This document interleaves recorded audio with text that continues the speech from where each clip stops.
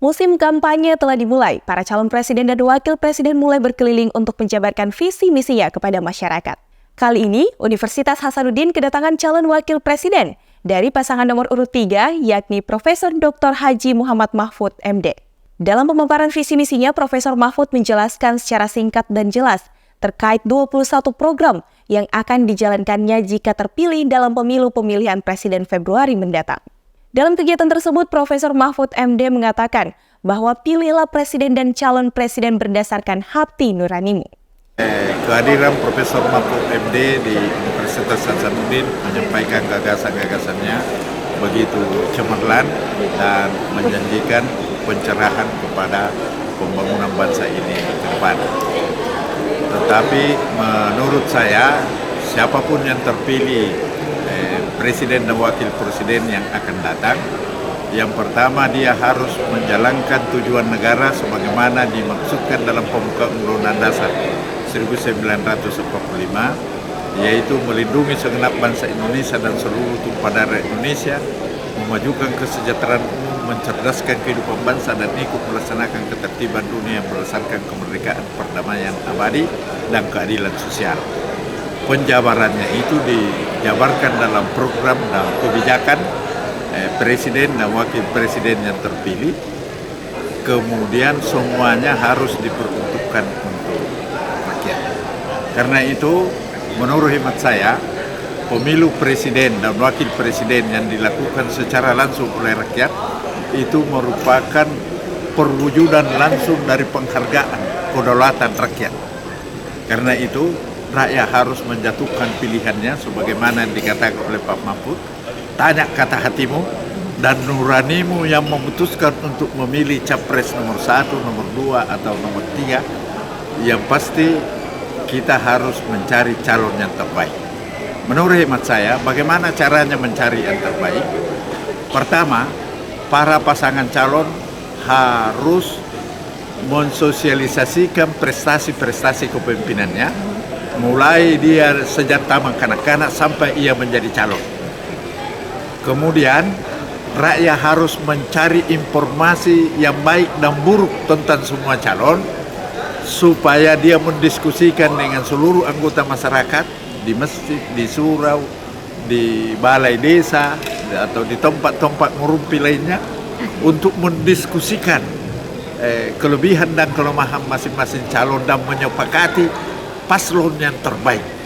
Karena kalau kita mencari pasangan calon yang sempurna, pasti kita tidak menemukan. Pasti ada saja kelemahannya sebagai manusia biasa. Tetapi setidaknya melalui diskusi itu akan tampil pasangan calon yang terbaik di antara semua pasangan calon yang ada, dan anggota masyarakat harus berbondong-bondong untuk memilih yang terbaik itu.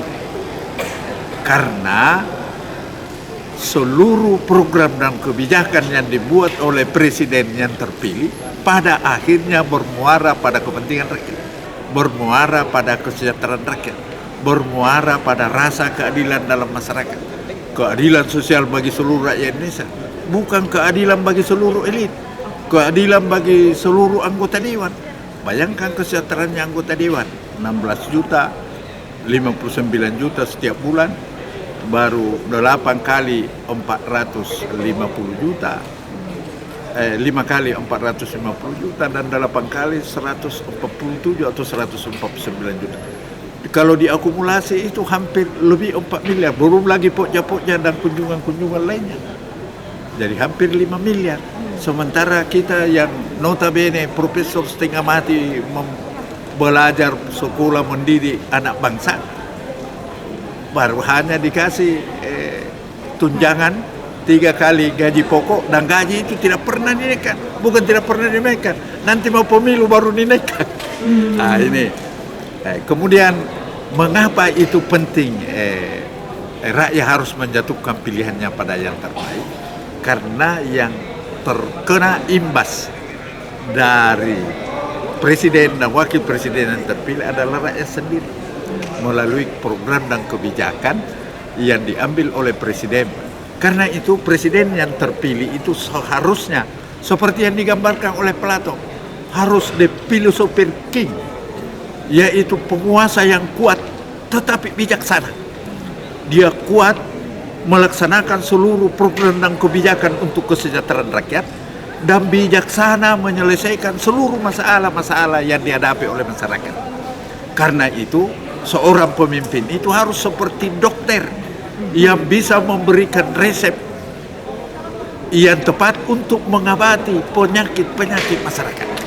Profesor Dr. Armin MSI mengatakan bahwa siapapun nanti yang terpilih, maka mereka harus siap untuk menjalankan tujuan negara sebagaimana yang dimaksud dalam pembukaan Undang-Undang Dasar Negara Republik Indonesia tahun 1945 yang kemudian akan dijabarkan dalam program berdasarkan kebijakan Presiden dan Wakil Presiden.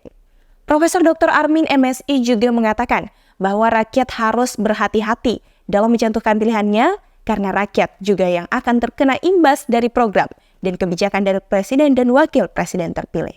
Zahra Sabita Suceng, Iza Rasat, Unhas TV.